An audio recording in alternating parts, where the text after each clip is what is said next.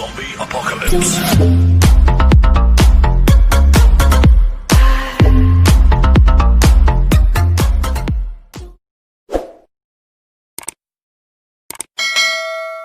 Hello viewers, welcome to my channel মেডিসিনেরা। কিছুদিন আগে আমি একটা ভিডিও তৈরি করেছিলাম যে what are the procedures and rules and regulations of counselling means West Bengal joint counselling 2020। So সেই ভিডিও রেসপেক্টে আমার কাছে প্রচুর কোয়ারিজ আসে এবং সেই কোয়ারিজগুলো নিয়ে আজকে আমি একটু আলোচনা করব। আমি আমার কমেন্ট সেকশানে যারা যেসব ভিউয়ার্সরা কোয়ারি করেছিলে তাদেরকে আমি অ্যান্সার দেওয়ার চেষ্টা করছি যথাযথ। তার সাথে আমি এই ভিডিওটা বানালাম কারণ আমি দেখেছি যে ইন দ্য মিন টাইম যে কাউন্সিলিং অলরেডি স্টার্টেড, 12 তারিখ থেকে কাউন্সিলিং শুরু হয়েছে 12ই আগস্ট থেকে। তার মধ্যেও তোমাদের প্রচুর রকমের কোয়ারি আসছে আমার কাছে। সেই কোয়ারিগুলো নিয়ে আমি আজকে একটু আলোচনা করব। সো তোমরা যে টাইম লাইন পেয়েছো কাউন্সিলিংয়ের, তাতে তোমরা দেখতে পেয়েছো যে 12 তারিখ থেকে ফার্স্ট রাউন্ড কাউন্সিলিং স্টার্ট হচ্ছে। Already registration of the candidates এবং চয়েস ফিলিং শুরু হয়ে গেছে। এবার সেটা চলবে হচ্ছে একদম লাস্ট রেজাল্ট যেটা অ্যালটমেন্ট হবে সেটা হচ্ছে 31শে তারিখ, মিনস 31 আগস্ট 2020। 2020 যে ই কাউন্সিলিং প্রসেস তার টাইমলাইন তোমরা অলরেডি পেয়েছো ওয়েস্ট বেঙ্গল জয়েন্টের অফিসিয়াল ওয়েবসাইটে, সেটা অলরেডি পাবলিশড। তাও আমি একটুখানি বলে দিচ্ছি যে 12ই আগস্ট 2020 থেকে 31 আগস্ট অবধি ফার্স্ট ফেজ অফ কাউন্সিলিং হবে এবং second phase of counselling start হবে 11 সেপ্টেম্বর টু 24 সেপ্টেম্বর অবধি এবং থার্ড ফেজ অফ কাউন্সিলিং হবে 6th October two 19th October. So এই টাইমলাইনটা একটু মাথায় রাখবে। This is very important for the counselling process. কারণ কি, অ্যাকর্ডিং টু দ্যাট টাইমলাইন তোমাদের কিন্তু সব রকম তোমাদের যে প্রসেসগুলো আছে কাউন্সিলিংয়ের মধ্যে সেগুলোকে তোমাদের এক্সিকিউট করতে হবে। এবং মাথায় রাখবে এই যে টাইমলাইন তাদের মাঝখানে তুমি দেখতে পাচ্ছ যে এক সপ্তাহ করে একটা ছোট গ্যাপ আছে তিনটে টাইমলাইনের। এই এক সপ্তাহ গ্যাপটা কিসের জন্য? That is mainly for upgradation process. তার মানে একটা কাউন্সিলিং ফেজ শেষ হওয়ার পর কোনো ক্যান্ডিডেটের কোনো সিট অ্যালটমেন্ট হলে তারপর যদি মনে হয় যে সেই সিটটা সে নিতে চাইছে না, that seat is not suitable for him or her, so তখন সে আপগ্রেডেশনে যেতে পারবে। আমি অলরেডি কাউন্সিলিংয়ের যে রুলস অ্যান্ড রেগুলেশনস বলেছিলাম তাতে আমি অলরেডি আলোচনা করে দিয়েছি যে that is call upgradation process. So এই এক সপ্তাহ করে মাঝখানে যে টাইম গ্যাপটা আছে that is only for upgradation process. So এই জায়গাটা একটু মাথায় রাখবে। এবং যেটা তোমাদের খুব ইম্পর্ট্যান্ট একটা বিষয় যে এই যে টোটাল কাউন্সিলিং প্রসেস, এতে মাঝে মাঝেই তোমাদের একটা কোশ্চেন মাঝে মাঝে অ্যারাইজ করে যে, এবং আমি আমার পূর্ব অভিজ্ঞতা থেকে এবং আমার একাডেমিক লাইফের আগের অভিজ্ঞতা থেকে আমি এটুকু বলতে পারি যে প্রচুর স্টুডেন্ট আমার কাছে এমন কোয়ারি করে এবং আমার কলেজ জীবনে এবং মানে আমার একাডেমিক লাইফে তারা আমার কাছে এসছে এমন কিছু স্টুডেন্ট যারা খুব তাড়াতাড়ি পেশেন্স হারিয়ে ফেলে। মানে কি, ধরো ফার্স্ট রাউন্ড অফ কাউন্সিলিং হলো, সেই কাউন্সিলিংয়ে সে কোনো সিট অ্যালটমেন্ট করতে পারলো না, হয়তো তার র্যাঙ্কটা একটু পেছনের দিকে আছে বা সেই যে এক্সপেকটেশনটা করেছিল সেই এক্সপেকটেশন অনুযায়ী তার সিট হলো না, যার ফলে সে নিজের ধৈর্য হারিয়ে ফেলে, পেশেন্স হারিয়ে ফেলে এবং সে তখন কি করে যে অন্য কিছু ট্রাই করে বা জেনারেল লাইনের দিকে চলে যায়। আমি কোনো সময় কোনো এডুকেশনকে পিছিয়ে রাখবো না, each and every education is same according to your capability. কিন্তু একটা কথাই আমি বলবো যে কাউন্সিলিং প্রসেস কিন্তু অত্যন্ত দীর্ঘ। তোমরা টাইম লাইনটা অলরেডি দেখেছো যে আগস্ট, সেপ্টেম্বর, অক্টোবর মোটামুটি একটা অ্যাপ্রক্সিমেট 3 মাস ধরে কাউন্সিলিংটা চলবে। সো প্রত্যেক স্টুডেন্টকে আমি এটাই বলবো যে কাউন্সিলিং প্রসেসের ক্ষেত্রে কিন্তু ধৈর্য হারালে চলবে না। যারা ফার্স্ট রাউন্ডে কোনো রকম সিট অ্যালটমেন্ট করতে পারোনি তাদের ওয়েট করতে হবে সেকেন্ড রাউন্ডের জন্য, এবং সেকেন্ড রাউন্ডে না হলে থার্ড রাউন্ডের জন্য। এবং আমার পূর্ব অভিজ্ঞতা থেকে, পাস্ট এক্সপিরিয়েন্স থেকে আমি এটা বলতে পারি যে each and every student will get a seat in any college. Okay, so seat কিন্তু তোমাদের অ্যালোটেড হবেই। তার জন্য তোমাদের একটা জিনিসই করতে হবে, পেশেন্স রাখতে হবে এবং তোমাদের থার্ড রাউন্ড অফ কাউন্সিলিংয়ের একদম শেষ দিন পর্যন্ত ওয়েট করতে হবে। এবং দ্যাট ইজ ভেরি ইম্পর্টেন্ট। ধৈর্য হারালে চলবে না, কাউন্সিলিং প্রসেসকে সময় দিতে হবে, তাহলেই তোমাদের সিট অ্যালটমেন্ট হবে। এই কথাটা মাথায় রাখবে। তোমরা যদি তোমাদের জয়েন্ট এন্ট্রান্সের যে অফিসিয়াল ওয়েবসাইট তাতে গিয়ে দেখো যে সেখানে একটি সেন্ট্রাল কোয়ারি অ্যান্ড গ্রিভেন রিঅ্যাড্রেসাল সেল এর একটা কন্ট্যাক্ট দেওয়া আছে এবং একটা নোটিফিকেশনও দেওয়া আছে। এটা কেন দেওয়া আছে? যদি in the meantime in the counselling process if you face any type of problems during counselling, ঠিক আছে, তাহলে তোমরা সেই গ্রিভেন্স রিঅ্যাড্রেসাল সেলে তোমাদের অভিযোগ জানাতে পারো এবং তার ফোন নাম্বারও সেখানে দেওয়া আছে। এবং আমি আমার এই ভিডিওতে সেই ফোন নাম্বারগুলো দিয়ে দেবো যাতে তোমরা সত্তর কন্ট্যাক্ট করতে পারো এবং তোমাদের সমস্যাগুলো জানাতে পারো। এবং গ্রিভেন্স রিঅ্যাড্রেসাল সেল কিন্তু সঙ্গে সঙ্গে তার উত্তর দেয় এবং তোমাকে তার যে সমাধানগুলো সেগুলো ওরা বলে দেবে। সো এই নাম্বারগুলো নিজের কাছে রাখবে in the process of in the meantime of counselling. So that is very important. এছাড়া কমন সার্ভিস সেন্টার, এই বিষয়টা আমি বলেছিলাম যে কমন সার্ভিস সেন্টার কি, এমন কতগুলো সেন্টার যেগুলো ওয়েস্ট বেঙ্গল গভর্নমেন্ট থেকে প্রোভাইড করা হয়েছে আমাদের প্রত্যেকটা ডিস্ট্রিক্টে, এবং তার লিস্ট কিন্তু অলরেডি আমাদের যে অফিসিয়াল ওয়েবসাইট ওয়েস্ট বেঙ্গল জয়েন্টের, সেখানে দিয়ে দেওয়া হয়েছে ডিস্ট্রিক্ট ওয়াইজ যে কারা কারা সেই সিএসসির আন্ডারে রয়েছে এবং তাদের ফোন নাম্বারও দেওয়া হয়েছে এবং তোমরা তাদের সাথে যোগাযোগ করতে পারো।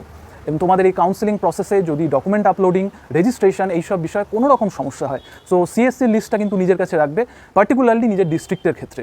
ওকে, এই দুটো জিনিস ভালোভাবে খুব মাথায় রাখবে, সিএসসি এবং গ্রিভেন্স রিড্রেসাল কমিটি।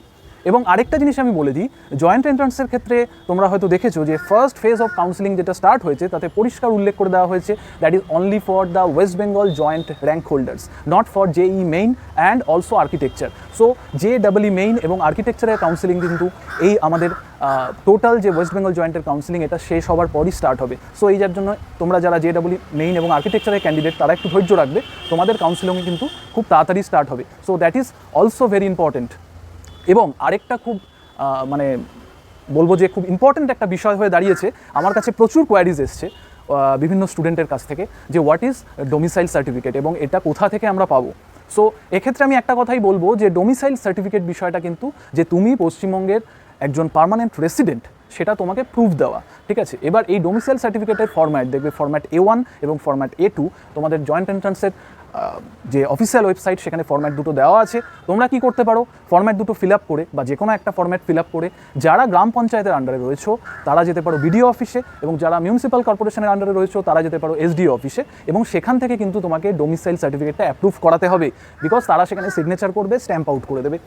এবং এটা মাথায় রাখবে যে ডোমিসাইল নিতে গেলে বা ডোমিসাইল সার্টিফিকেট নিতে গেলে কিন্তু শুধুমাত্র সেই ফর্মটাকে ফিল আপ করে নিয়ে গেলেই হবে না, তোমাকে এমন কিছু প্রমাণপত্র নিয়ে যেতে হবে যেগুলো তোমাকে ওয়েস্ট বেঙ্গলের পার্মানেন্টলি অ্যাটলিস্ট 10 ইয়ার্সের রেসিডেন্ট হিসাবে গণ্য করে। সেটা কি হতে পারে, তোমার আধার কার্ড হতে পারে, তোমার বাড়ির দলিল হতে পারে, হোয়াট এভার ইট ইস, যেটা এমন একটা পার্মানেন্ট প্রুফ যেটা প্রমাণ করে যে you are the permanent resident of West Bengal. So domicile certificate কিন্তু ভেরি ইম্পর্টেন্ট এবং ম্যান্ডেটরি, এবং সেটা তোমাকে প্রোভাইড করতেই হবে in the meantime of counselling.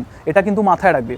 আরেকটা কোয়ারি আমার মাথায় আসছে যে তোমরা বারবার জিজ্ঞেস করেছো TFW, tuition fee waiver scheme, মানে যাদের ফিনান্সিয়াল সমস্যা আছে বা ফিনান্সিয়াল কনস্ট্রেন্ট আছে তাদের ক্ষেত্রে ওয়েস্ট বেঙ্গল জয়েন্ট কিছু পার্টিকুলারলি সিট অ্যালট করে 5% of the particular seats in a respective institution. So সেক্ষেত্রে সেই সিটটা তোমরা অ্যাভেল করতে পারো যদি TFW কোটায় কেউ অ্যাপ্লাই করে থাকো এবং TFW র্যাঙ্ক এসে থাকে। এবং আমি জয়েন্টের ক্ষেত্রে যখন রুলস অ্যান্ড রেগুলেশনস বলেছিলাম তখন তোমাদের অলরেডি এটা জানিয়েছিলাম যে TFWর ক্ষেত্রে কিন্তু অবশ্যই তোমাকে TFW এবং নন TFW দু ধরনের র্যাঙ্কেই কিন্তু কাউন্সেলিং করাতে হবে, কারণ যদি বাই চান্স তোমার TFW র্যাঙ্কে না হয় then you have to get the chance in non TFW rank, means general rank. So এই জায়গাটা একটু মাথায় রাখবে এবং এটা তোমাদের মাথায় ঢুকিয়ে নিতে হবে যে TFW কোটা অ্যাভেল করতে গেলে অবশ্যই কিন্তু তোমাকে ইনকাম সার্টিফিকেট জয়েন্টের কাউন্সেলিং পোর্টালে আপলোড করতে হবে। Without the income certificate uploading you have not taken the advantage of that TFW seat. So this is very important also. Domicile সার্টিফিকেটের বিষয়ে আমি আরেকটা জিনিস তোমাদের বলবো অবশ্যই, যে ডোমিসাইল সার্টিফিকেটের ক্ষেত্রে কিন্তু তোমরা অনলাইনেও অ্যাপ্লাই করতে পারো। অনলাইনে দেখবে আমাদের একটি ওয়েবসাইট আছে ওয়েস্ট বেঙ্গল গভর্নমেন্টের, ডিস্ট্রিক্ট বলে একটা ওয়েবসাইট আছে, যার লিঙ্কটা বা যার লগইন ডিটেলস আমি এখানেই দিয়ে দেবো। তোমরা সেই ওয়েবসাইটে গিয়েও কিন্তু ডোমিসাইল সার্টিফিকেটের জন্য অ্যাপ্লাই করতে পারো, but that is quite lengthy process, because এটার জন্য তোমার একটু সময় লেগে যেতে পারে। তবে আমি সাজেস্ট করবো যে ওয়েস্ট বেঙ্গল জয়েন্ট যে প্রোফর্মা দিয়েছে সেটা নিয়ে এসডিও অফিস বা বিডিও অফিসে যাও এবং সেখান থেকে সাইন আউট করে নিয়ে আসো, এবং সেটাই মনে হয় সব থেকে বেটার হবে ইন দিস কন্ডিশন। আমার এটা সাজেশন। এবার দেখো তোমরা যেটা ভালো মনে করবে, তোমাদের যেটা রিলায়েবল হবে তোমরা সেটাকে এক্সিকিউট করতে পারো।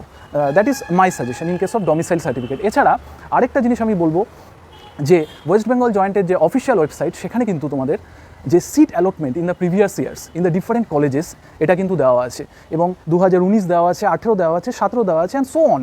সো তোমরা বিভিন্ন কলেজে গিয়ে সেই seat allotment means opening rank and closing rank, means first কাউন্সেলিংয়ে সেই কলেজে 2019 সালে কোন র্যাঙ্কে ওপেন হয়েছিল, মানে কোন র্যাঙ্কে সিট অ্যালটমেন্ট শুরু হয়েছিল এবং কোন র্যাঙ্কে সিট অ্যালটমেন্ট শেষ হয়েছে, means in case of 2019 in first counselling, সেটা তোমরা একবার দেখে নিলে তাহলে কী হবে, তোমরা একটা ধারণা করতে পারবে যে ওই কলেজে আমার র্যাঙ্কে আমার হতে পারে কিনা। দ্যাট ইজ অ্যাজাম্পশন অনলি, কিন্তু এই অনুযায়ী হবে এমন কোনো গ্যারান্টি কিন্তু নেই। এবছরে হয়তো সিনারিও চেঞ্জ হয়ে যেতে পারে। সো ওয়েস্ট বেঙ্গল জয়েন্টের ওয়েবসাইটে যাও এবং সেখানে গিয়ে দেখো প্রিভিয়াস সিট অ্যালটমেন্ট রেজাল্টস বিভিন্ন কলেজের ক্ষেত্রে, সেটাকে কিন্তু তোমরা অ্যাক্সেস করতে পারো এবং সেটা দেখে একটা ধারণা নিতে পারো।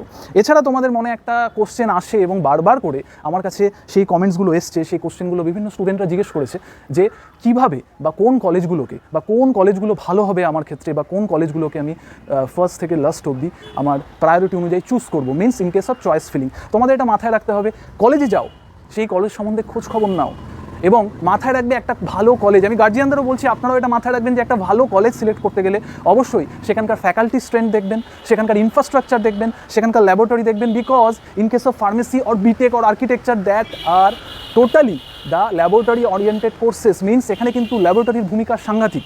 সো ল্যাবরেটরি ফেসিলিটি সেই কলেজে কেমন আছে, সেখানকার ফ্যাকাল্টি স্ট্রেংথ কেমন, এছাড়া আপনারা দেখতে পারেন সেখানকার প্লেসমেন্ট যে ডিটেলস মিনস প্রিভিয়াস ইয়ারে প্লেসমেন্ট কেমন হয়েছে। কারণ আমরা আমাদের ছেলে মেয়েকে বা যে কোনো স্টুডেন্ট তোমরা যখন কোনো টেকনিক্যাল কলেজে ভর্তি হও তোমাদের একটাই মোটো থাকে যে 4 বছর পর 3 বছর পর আমাকে একটা ভালো চাকরি বা ক্যাম্পাসিংয়ে আমার একটা ভালো জব নিয়ে বেরাতে হবে, আমার ফিউচারটাকে সিকিওর করতে হবে। সো এক্ষেত্রে তোমরা দেখতে পারো যে what are the placement criteria, what are the placement details of the previous years of that particular college. এটা দেখেও তোমরা কলেজ চুজ করতে পারো, কলেজের লোকেশন দেখতে পারো, কলেজের প্রিভিয়াস হিস্ট্রি দেখতে পারো। এর জন্য তোমরা কলেজের কনসার্ন কোনো ফ্যাকাল্টির সাথে যোগাযোগ করতে পারো, সেই কলেজের সাথে যোগাযোগ করতে পারো। এছাড়া সেই কলেজে যারা পড়ছে অলরেডি এবং যারা সেখানকার স্টুডেন্ট তাদের সাথেও তোমরা আলোচনা করতে পারো। এইভাবে কিন্তু তোমরা একটা ভালো কলেজকে চুজ করতে পারো এবং দ্যাট ইজ ভেরি ইম্পর্টেন্ট।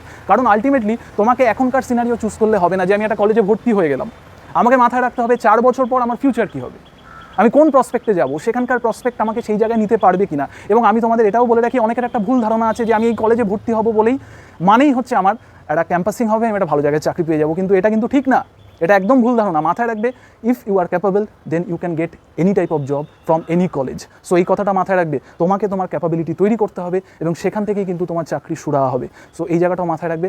আমি জাস্ট এখন যারা গার্জিয়ান আছেন এবং যারা স্টুডেন্ট আছো তাদের মনের মধ্যে একটা ডায়লেমা তৈরি হয়েছে যে কোন কলেজকে আমরা আগে রাখবো, কোন কলেজে ভর্তি হবো। তাই আমি এটা তোমাদের সুবিধার্থে বললাম যে কলেজ চুজিংয়ের ক্ষেত্রে কিন্তু এই ক্রাইটেরিয়াগুলো তোমরা মাথায় রাখতে পারো। এছাড়া কাউন্সেলিং প্রসেস এখন চলছে এবং সেটা 3 মাস ধরে চলবে। সো আমি আবারও বলছি কিপ ইউর পেশেন্স প্লিজ, কারণ ফার্স্ট কাউন্সেলিংয়ে যাদের হবে না তাদের কোনোভাবেই ভেঙে পড়ার দরকার নেই, কারণ সেকেন্ড কাউন্সেলিং আছে, থার্ড কাউন্সেলিং আছে এবং in the end of third counselling একটা না একটা কলেজের সিট ঠিক অ্যালটমেন্ট হবেই, আমি এটুকু বলতে পারি। সো তোমাদের কিন্তু ওয়েট করতে হবে এবং তোমাকে সেই পার্টিকুলার সময়টার জন্য ওয়েট করতে হবে। আজকের এই ভিডিওটা ছিল আমার জাস্ট আমি যে কাউন্সেলিং প্রসিডিওরটা তোমাদের বলেছিলাম যে রুলস অ্যান্ড রেগুলেশনসগুলো সেগুলো সম্বন্ধে তোমাদের একটু জানালাম এবং তোমাদের কিছু কোয়ারিজ এসেছিলো আমার কাছে আমার চ্যানেলের মাধ্যমে এবং বাই ফোন বাই মেল, আমি সেগুলোই জাস্ট রিজলভ করবার চেষ্টা করলাম।